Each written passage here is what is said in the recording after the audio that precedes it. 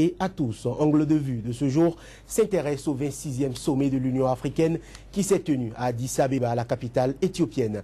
À la clôture du dit sommet, le 31 janvier, le président kenyan Uhuru Kenyatta a plaidé en faveur du retrait des pays africains du statut de Rome datant de 1998 qui fonde la Cour pénale internationale. Une proposition en ce sens a même été adoptée à huis clos par l'Assemblée des chefs d'État présents. Cour pénale internationale, quelles implications suite à la résolution en faveur du retrait des pays africains? Ce sera notre premier débat du jour. Ensuite, nous nous arrêterons au Sénégal où la détention de Karim Wade continue d'alimenter l'opinion publique sénégalaise et internationale. Les experts des Nations Unies, eux, n'ont pas changé de position concernant la détention du fils de l'ancien président sénégalais et appellent le gouvernement au respect du droit international et des droits de l'homme. Et ce mardi, les avocats de l'ancien ministre d'État détenu à Dakar, où il a été condamné en mars 2015 à 6 ans de prison pour enrichissement illicite, ont annoncé avoir déposé à Paris une plainte pour dénoncer sa détention. Ils disent arbitraire. Sénégal, affaire Karim Wade, rebondissement dans la détention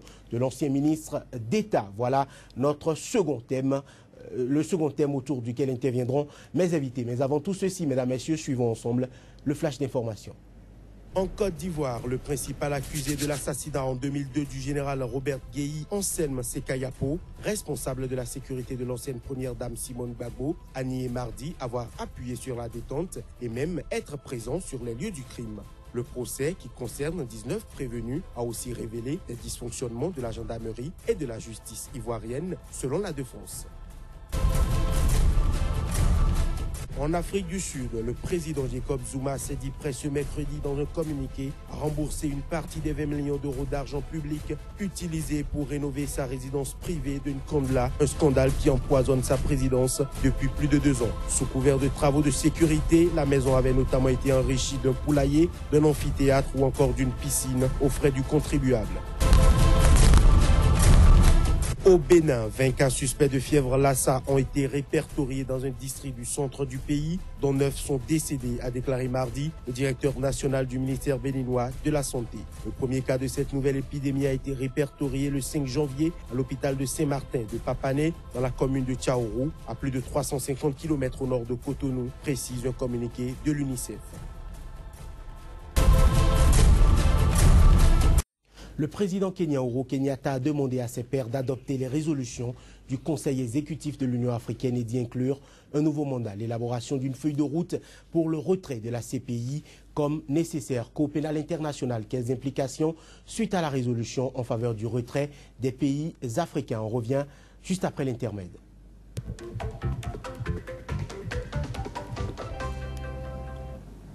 Et pour en parler, je reçois Maître Alain Oronla, avocat au barreau de Cotonou, au Bénin. Maître Alain Oronla, bonjour. Bonjour, Johannes. Je reçois bonjour, aussi, Madame le professeur. Face à vous, le professeur Dondi Niamou, agrégé de droit public. Professeur, merci. Bonjour. Ma première question s'adresse à vous, professeur. Le procès de l'ancien président Laurent Gbagbo s'est ouvert jeudi dernier à La Haye. Et cette décision des chefs d'État africains sort dimanche. Le timing, selon vous, est-il anodin? Le timing n'est pas anodin, mais en même temps, on tombe dans la période classique de la conférence des chefs d'État et de gouvernement de l'Union africaine.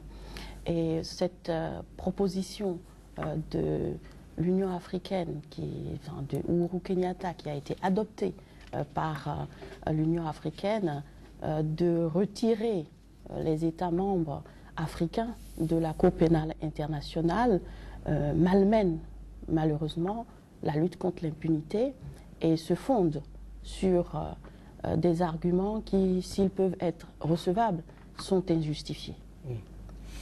Maître Alain Oronla, cela fait un bon moment qu'il y a quand même levé de bouclier de certains chefs d'État africains contre cette institution avec un point d'orgue, le mandat d'arrêt de la CPI contre le président Omar al-Béchir lors du sommet à Johannesburg. Les chefs d'État africains, selon vous, ont-ils raison de vouloir protéger un des leurs?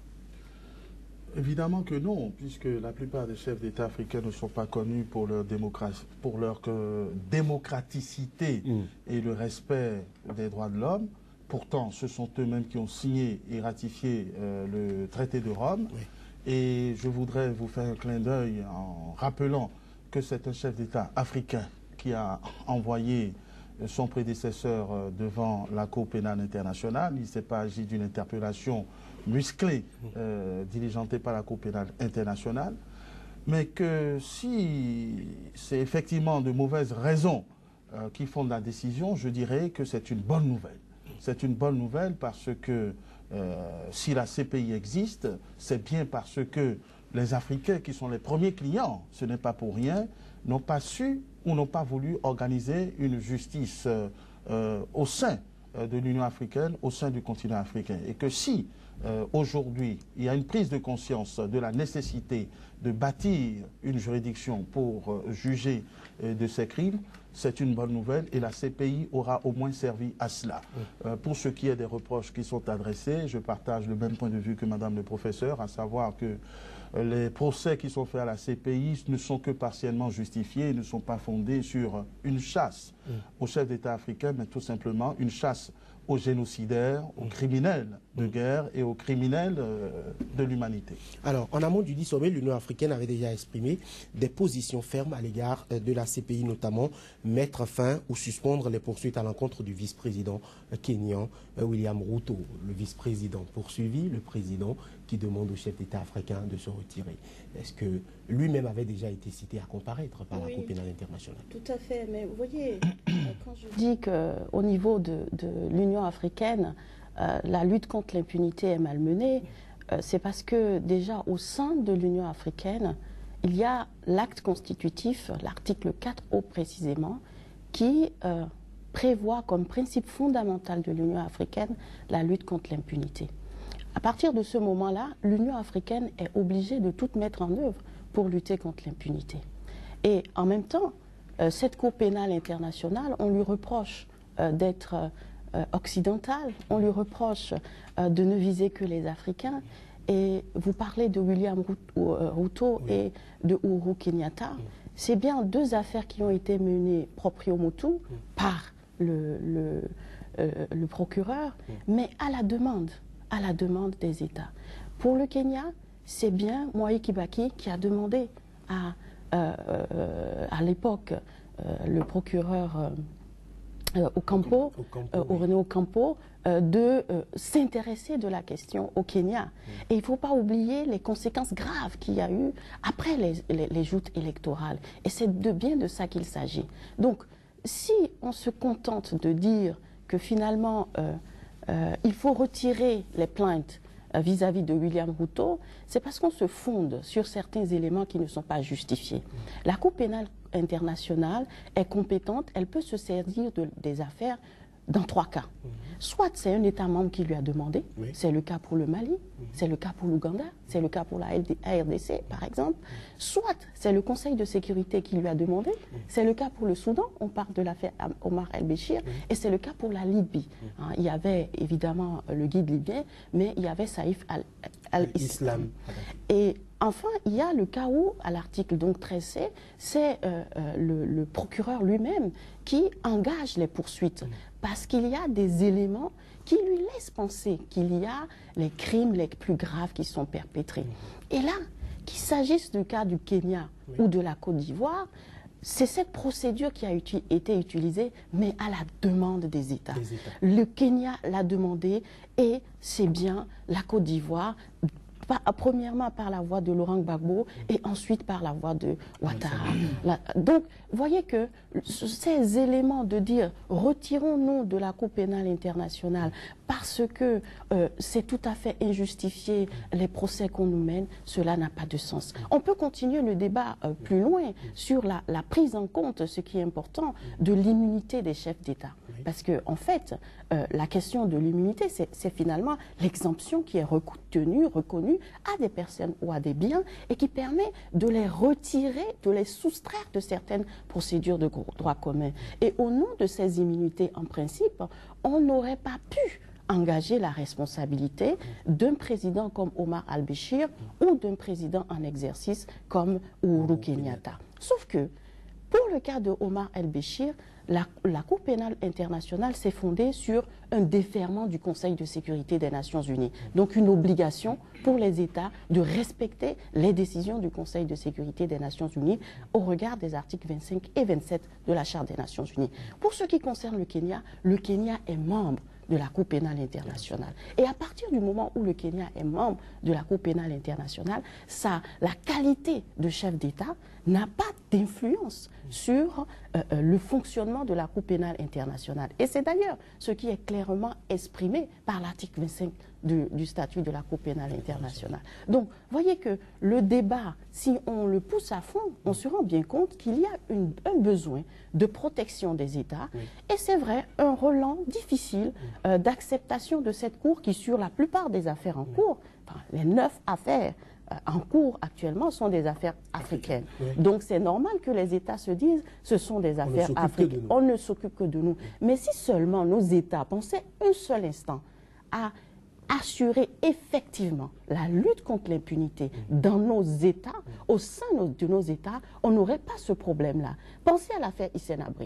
Il a fallu combien de temps pour qu'on mette en place une cour spéciale pour juger d'Hissène Habré. Maître Alain Oronla, Uhuru Kenyatta dit pêle-mêle qu'il y a plus de problèmes, plus de défis liés à la sécurité. Actuellement, il pense notamment à la sécurité des États, le défi de l'islamisation, Boko Haram notamment, ou Al-Qaïda au Maghreb islamique et autres, et des problèmes économiques qui aujourd'hui font que les États africains ont beaucoup plus d'autres chats à fouetter qu'à s'occuper de ces affaires-là. Est-ce que ces arguments-là sont valables selon vous? De mon point de vue, non. Le président kenyan est dans une posture politique et dans une posture de défense. Puisque tout justiciable est toujours irrité par les procédures qui le visent, a fortiori lorsqu'il s'agit d'un chef d'État présumé ancien génocidaire.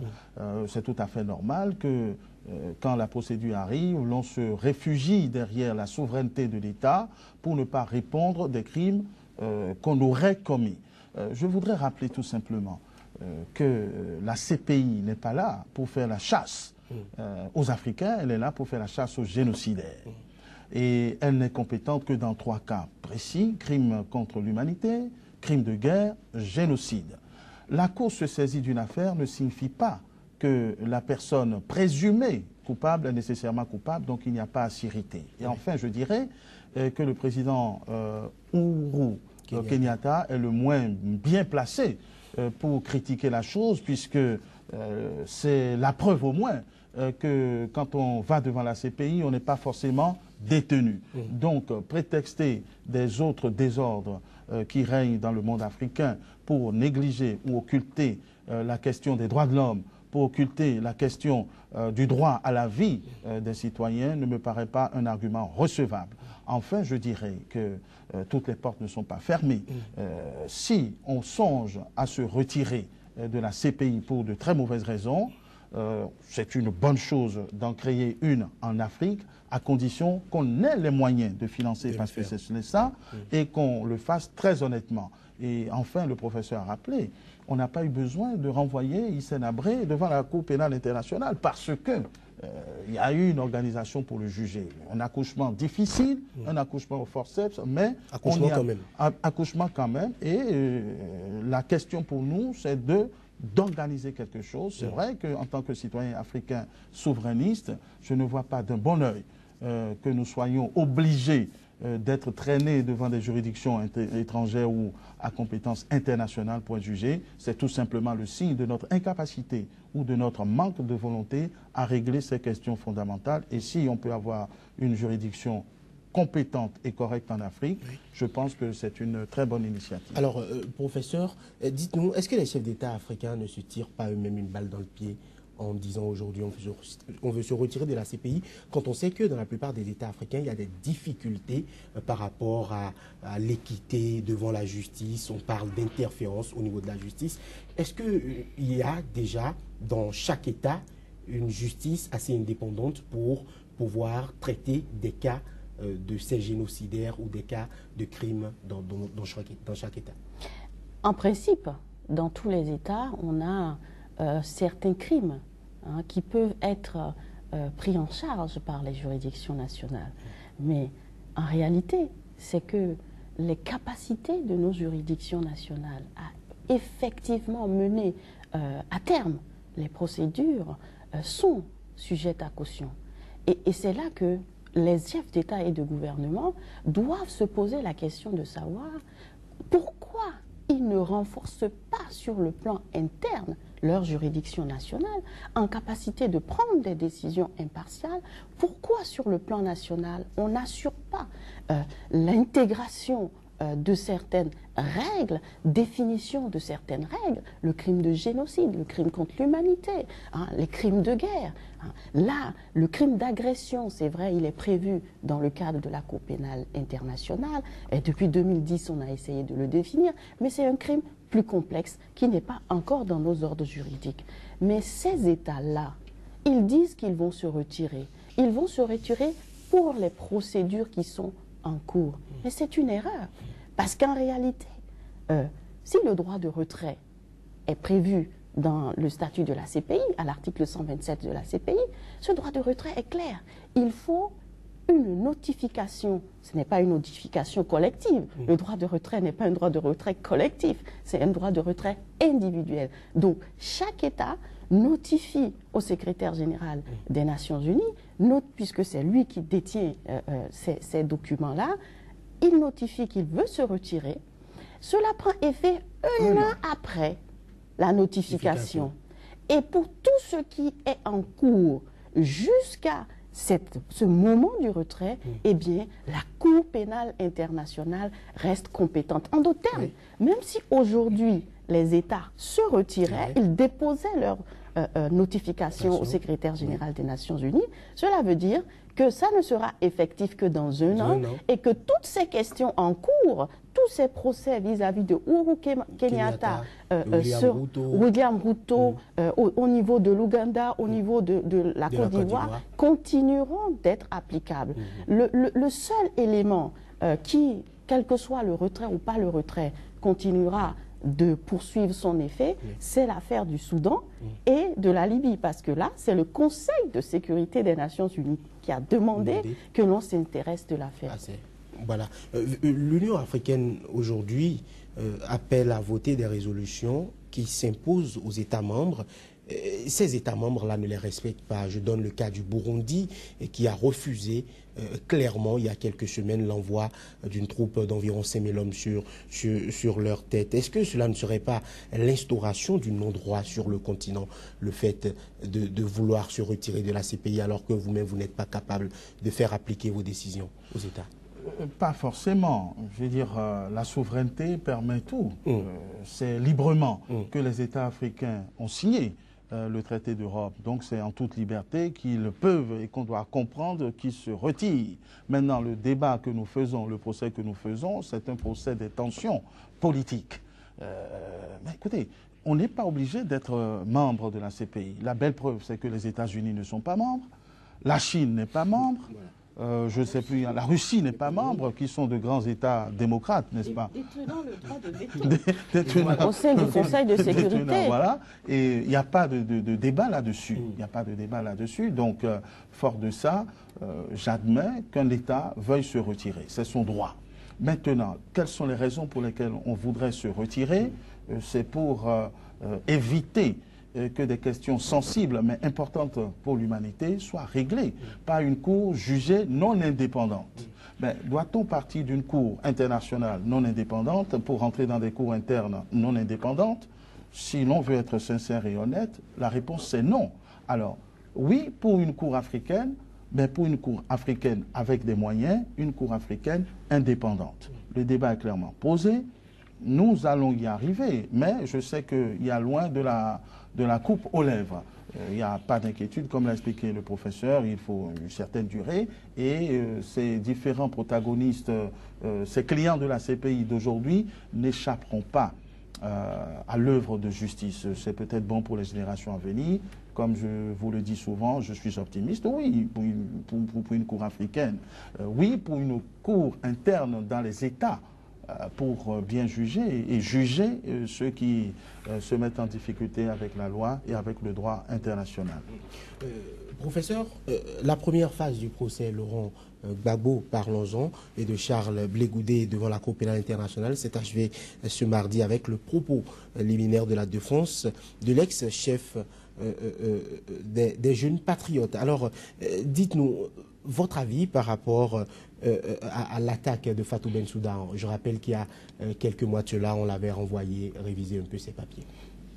Écoutez, ça, ce sont des... Je pense que ce sont des conjectures. Hein. Objectivement, on en revient, en fait, à la prétendue partialité de Fatou Bensouda.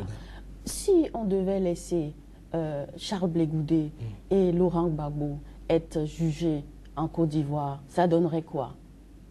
Est-ce que Laurent Gbagbo condamné, ça ne serait pas parce que le gouvernement en place a souhaité qu'il soit condamné? Est-ce que Laurent Gbagbo relaxé, ça ne voudrait pas dire que c'est finalement parce que les juges qui devaient s'en occuper sont corrompus, ou ont été soudoyés? Cela aurait prêté lieu à toute interprétation. Toute interprétation. La preuve, c'est que pour le procès interne de Simone Gbagbo, on a eu des débats fleuves. Ici, on a la chance d'avoir une procureure qui est une procureure ressortissante d'un État africain, la Gambie. Bien sûr. Certes, sa nationalité ne doit pas influencer. Ancienne garde des Sceaux, notamment. Oui, mais sa nationalité n'influence pas la façon dont elle conduit le procès. Mais il y a quand même une impartialité qui lui est due. Il y a quand même des codes de conduite qui font qu'elle est là et qu'elle fait son travail dans le temps. Alors, il peut y avoir quelques erreurs, il peut y avoir des ajustements, mais ce qu'on reproche fondamentalement à la Cour pénale internationale, c'est ce qu'il faut reprocher au Conseil de sécurité des Nations Unies. C'est que ce Conseil de sécurité des Nations Unies prenne des décisions avec des États qui ont le droit de veto et qui eux-mêmes ne sont pas soumis à la Cour pénale internationale. Ce qu'on reproche à Fatouma Bensouda, en réalité, c'est simplement le fait que le Conseil de sécurité des Nations Unies n'ait pas décidé qu'on sursoit à tous les procès en cours pour ce qui concerne les chefs d'État en exercice. Donc, à partir de ce moment-là, je pense que vraiment, Fatouma Bensouda, il faut regarder objectivement son profil, il faut regarder objectivement la façon dont elle travaille.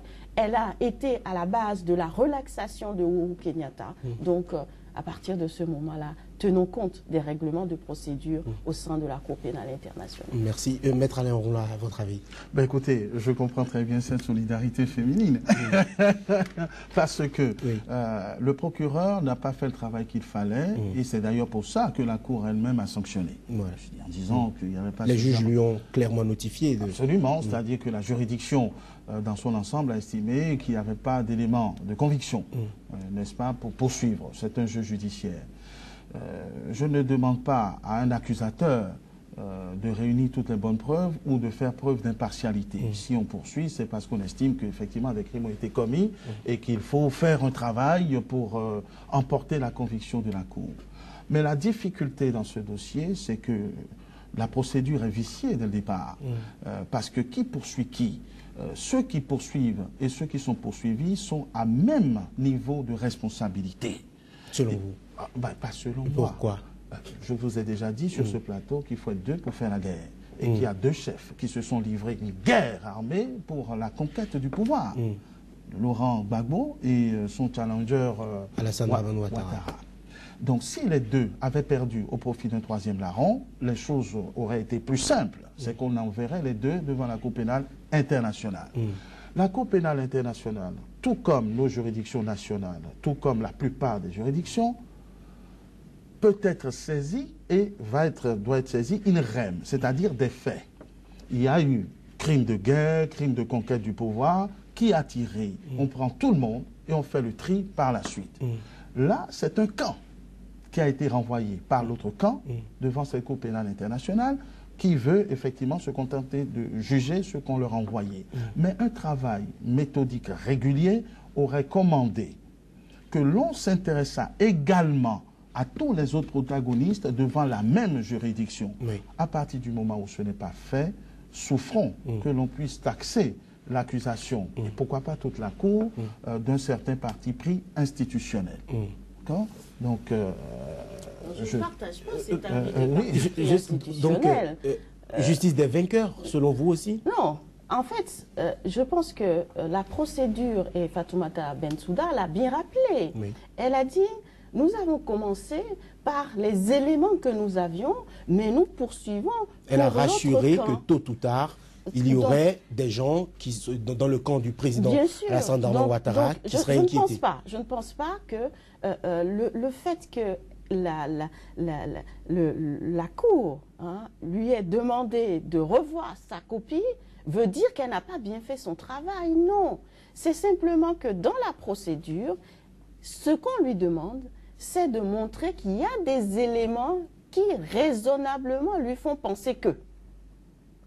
À partir de ce moment-là, on peut discuter des preuves à apporter.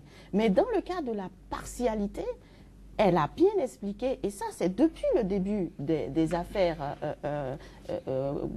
en Côte d'Ivoire, on commence par examiner certaines questions parce que c'était les questions qui apparaissaient du premier coup. Et on examine les autres questions. Ceci dit, je reconnais qu'en droit international, quand il y a un conflit, la justice des vainqueurs a tendance à prendre le pas sur les vaincus.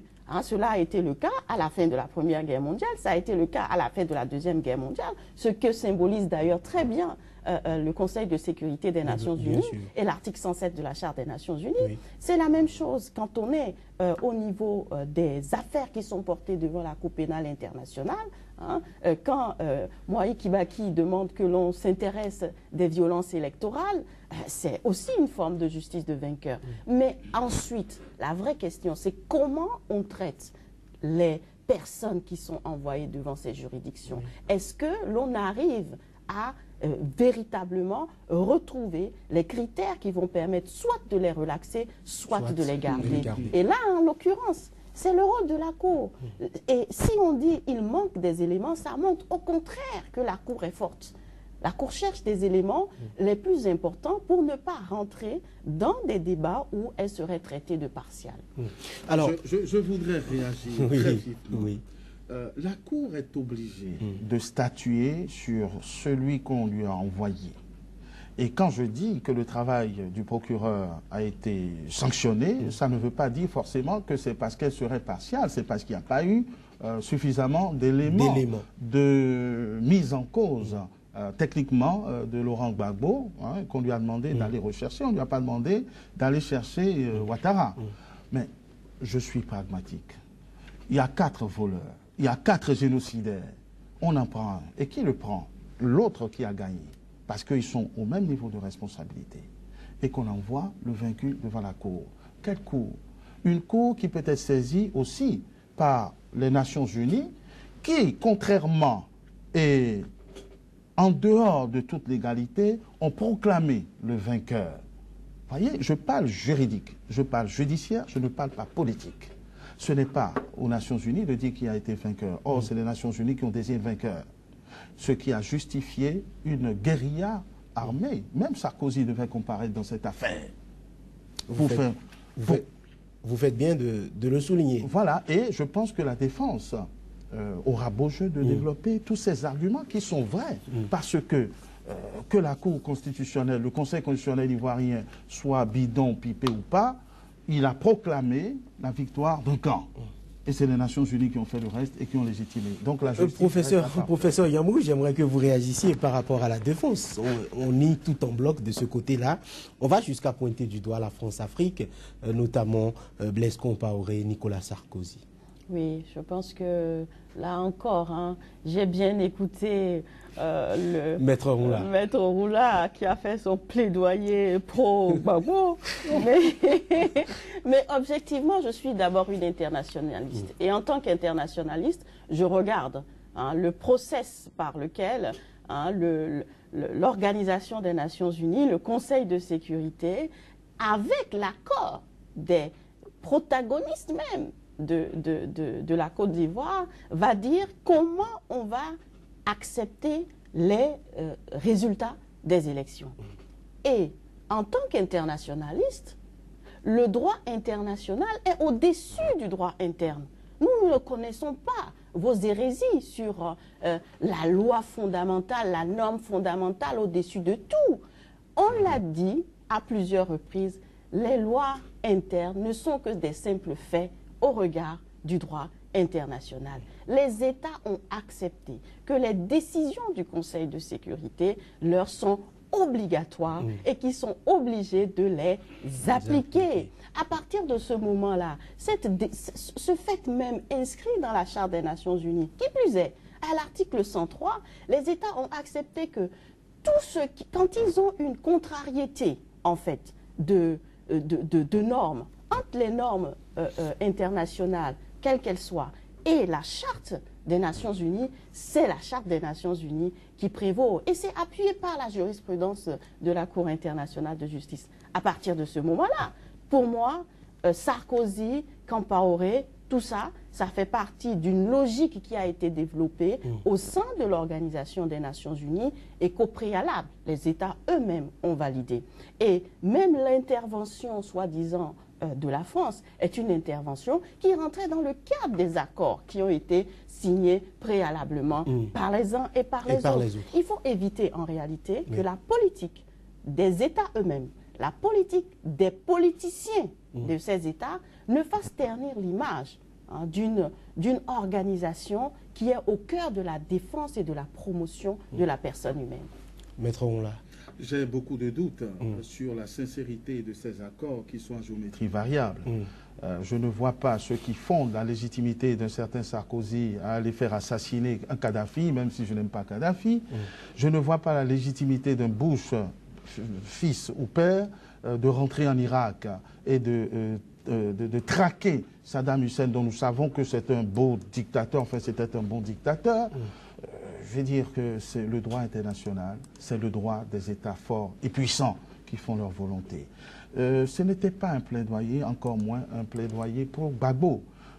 C'est tout simplement un retour des compliments que les gens nous font. La Côte d'Ivoire est un pays souverain, il y a deux fils qui se bagarrent, l'un a vaincu grâce à l'appui d'autres puissances, et le vaincu est jugé par son successeur, c'est tout. Nous, on est pragmatique. Merci beaucoup, messieurs. Nous allons évoluer. Outre la requête de Uhuru Kenyatta sur l'élaboration d'une feuille de route, l'ensemble de ces propositions ont donc été adoptées dimanche à huis clos par l'Union africaine. Mais la portée du texte reste encore à préciser car il n'a pas été publié. Mesdames, Messieurs, c'est la fin de la première partie de cette émission. Mais avant d'aborder notre second débat, nous faisons ensemble notre point de l'actualité à travers le Flash. En Côte d'Ivoire, le principal accusé de l'assassinat en 2002 du général Robert Guéhi, Anselme Sekayapo, responsable de la sécurité de l'ancienne première dame Simone Gbagbo, a nié mardi avoir appuyé sur la détente et même être présent sur les lieux du crime. Le procès, qui concerne 19 prévenus, a aussi révélé des dysfonctionnements de la gendarmerie et de la justice ivoirienne, selon la défense.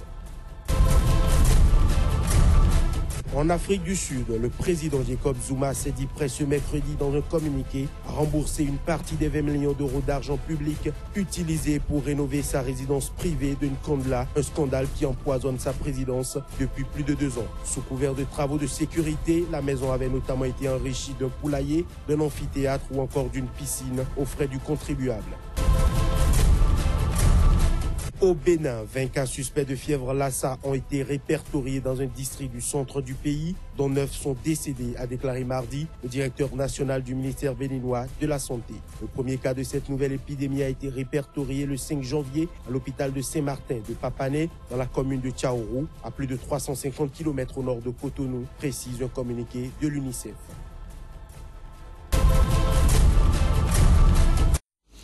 Au Sénégal, Karim Wade est incarcéré à la prison de Rebeuss depuis le mois d'avril 2013 pour enrichissement illicite. Au mois d'août dernier, la Cour suprême du Sénégal avait rejeté l'ensemble des pouvoirs en cassation du fils de l'ancien président sénégalais clôturant ainsi définitivement le volet judiciaire sénégalais de cette affaire. Mais un groupe de travail a, dans une déclaration publique, réitéré que la détention de Karim Wade est arbitraire. Sénégal, affaire Karim Wade, rebondissement dans la détention de l'ancien ministre d'État. Ce sera notre deuxième débat qui s'installe juste après ceci.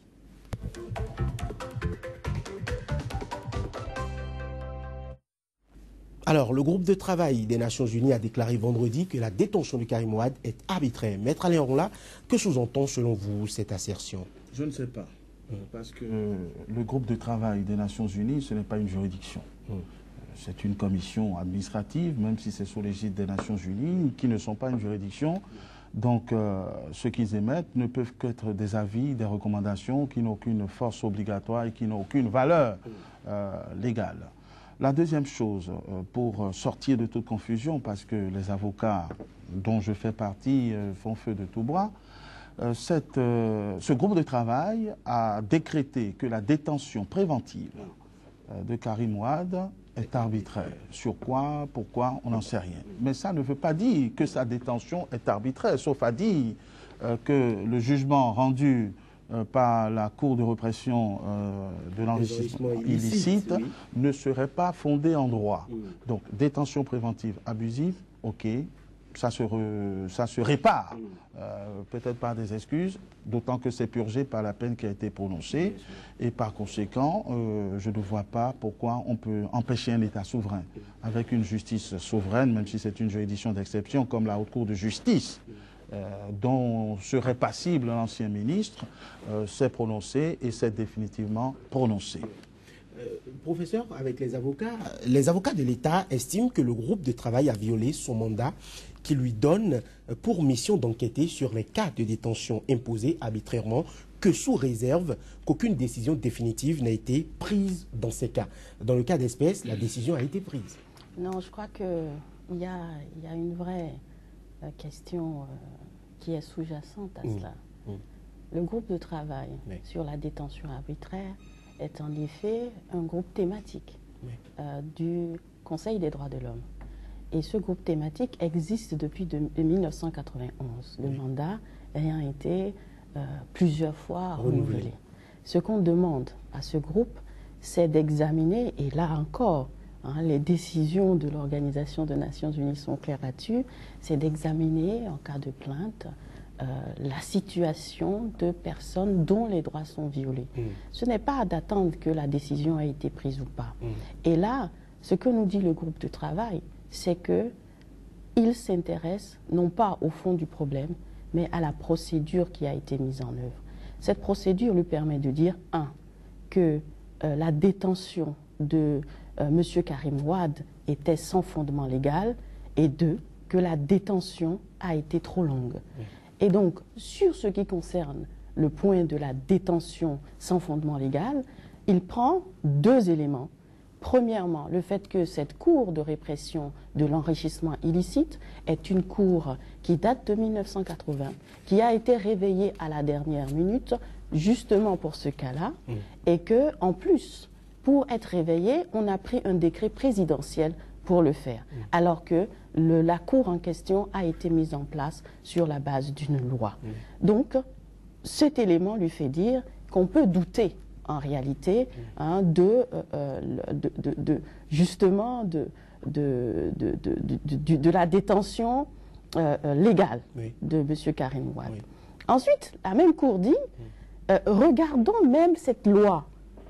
Même si je mets de côté l'idée qu'on peut remettre en cause l'existence de cette cour même, la loi dit, vous gardez la personne 6 mois, détention provisoire 6 mois, et après les 6 mois, vous devez décider dans les 2 mois qui suivent.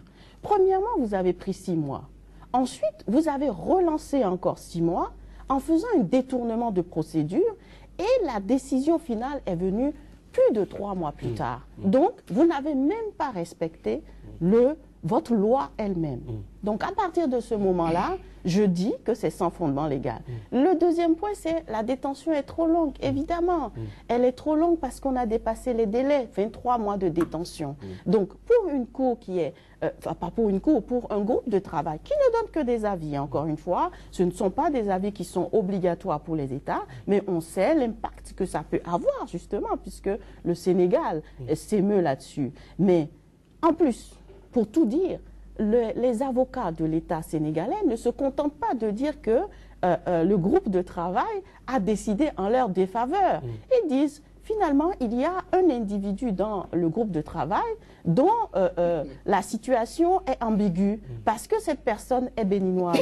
Vous voyez bien que ce sont des arguments que l'on amène quand on n'en a plus. Quand on n'a plus d'arguments, il se fait que cette personne qui s'appelle Roland Setonji Adjovi est un de mes collègues avec qui nous avons passé du temps à Paris 11 et qui est dans ce groupe de travail. En quoi la nationalité de monsieur Roland Setonji Adjovi a un impact sur le raisonnement juridique qu'on vient de faire.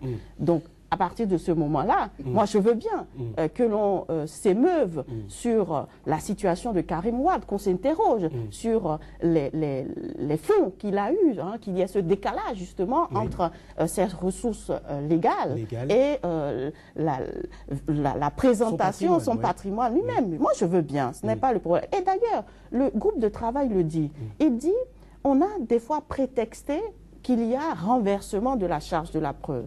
Mais moi, je ne retiens pas le critère du renversement de la charge de la preuve, puisque de toute façon, on voit que dans les affaires de terrorisme, qu'on demande justement à la personne présumée responsable de prouver qu'elle est juste dans ce cas-là, innocente. Donc, je ne tiens pas compte de ça. Je tiens compte juste de la loi qui a été mise en œuvre, je tiens compte de la procédure qui a été mise en œuvre, et à partir de là, je dis qu'il y a eu dans ce cas-là, une détention arbitraire au regard de toute la procédure. C'est une décision qui date d'avril 2015. En janvier, le groupe de travail n'a fait que réaffirmer parce qu'il y a eu justement cette attaque contre M. Roland Adjovi. Maître Onla, vous piaffiez d'impatience, de réagir. Je voyais ça. Oui, bien sûr. Détention arbitraire, parce qu'elle aurait été longue.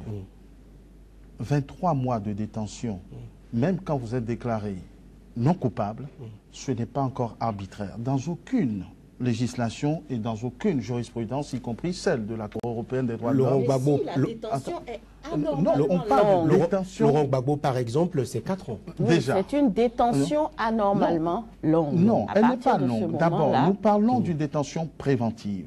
Et si mes souvenirs sont bons, la Cour européenne des droits de l'homme ne considère que la détention devient arbitraire qu'après 3 ou 4 années de détention. Il y a des subtilités qu'il s'agisse d'un délit ou d'un crime.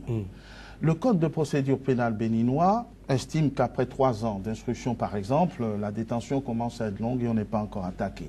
Et je parie que la législation sénégalaise, c'est la même chose. Le groupe de travail dit quoi? Il dit que, conformément au règlement, entre guillemets, donc qui fonde la Cour de répression des enrichissements illicites, la détention provisoire ne devrait pas excéder 9 mois. Or là, elle a duré 23 mois. C'est des dysfonctionnements qui arrivent malheureusement trop souvent, mais qui ne causent aucun préjudice dès lors que la peine infligée est de 6 ans et que ces 6 ans, par nature, purgent la détention préventive. Le groupe de travail constate donc, à tort d'ailleurs, à tort de mon point de vue, que cette détention est arbitraire. Ce n'est pas parce qu'elle est plus longue qu'elle n'est pas justifiée et demande une réparation du préjudice subi. Il n'y a pas mettez Karim Wade en liberté dans ses recommandations. Non. La deuxième chose, il faut quand même qu'on sache qui est qui. Le Sénégal a la CREI et la Cour de cassation qui est la juridiction suprême disant le droit. Après la Cour suprême, il n'y a plus rien. La Cour de cassation, pardon, il n'y a plus rien. La Cour de cassation ayant déjà c'est des juristes chevronnés, confirmés, qui ont été saisis de toutes les exceptions et qui ont considéré qu'il n'y a pas de violation des droits de Karim Wade ou qu'il n'y a pas de violation préjudiciable. Mais quelle est la légalité et la légitimité d'une commission administrative? Ce n'est pas une commission administrative. Professeur Yamou, c'est pratiquement terminé. J'aimerais rapidement que vous réagissiez. Karim Wade est de mère française. Il y a une question qui revient actuellement, c'est la question de la binationalité. Est-ce que cela aurait été possible, si ça avait été un Sénégalais lambda, d'aller poursuivre comme ça l'État sénégalais? Oh oui, ça, on a plusieurs cas. Hein. Par contre, ce que la juridiction française cherchera à savoir, c'est s'il y a un crime aussi grave qui puisse l'amener à se répondre plutôt de sa compétence dite universelle. Mais en la question, je ne veux pas laisser croire que le Conseil des droits de l'homme n'est qu'une commission administrative. Malheureuse. Non, ça me tient trop à cœur parce que c'est un groupe de travail qui a été clair. Lui, il n'a fait que disséquer le droit. Ce que vous appelez le dysfonctionnement, c'est ce qu'il dit. Eh bien, vous n'avez pas respecté les règles que vous-même vous avez posées, donc il n'y a pas de fondement légal. Ce n'est pas pour dire qu'il conteste en fait la décision qui a été prise par ailleurs, non. Donc pour revenir à la binationalité, pour peu que vous soyez un individu avec un lien de rattachement, domicile, acte qui est fait contre votre personne sur un territoire donné, dès qu'il y a un lien de rattachement, on peut aller devant une juridiction. Donc, à partir de ce moment, l'influence de la binationalité est très peu prise en compte. C'est d'ailleurs ce que dit le groupe de travail par ailleurs. Professeur Dandé Yamou, merci. Merci. Maître Alain Roula, merci d'avoir été des nôtres. C'est déjà terminé. On rappelle que Karim Wade a été condamné en mars 2015 à 6 ans de prison et plus de 210 millions d'euros d'amende par la Cour de répression et d'enrichissement illicite. Mesdames, Messieurs, merci d'avoir été des nôtres. Restez fidèles à SICA. L'information revient dans quelques instants.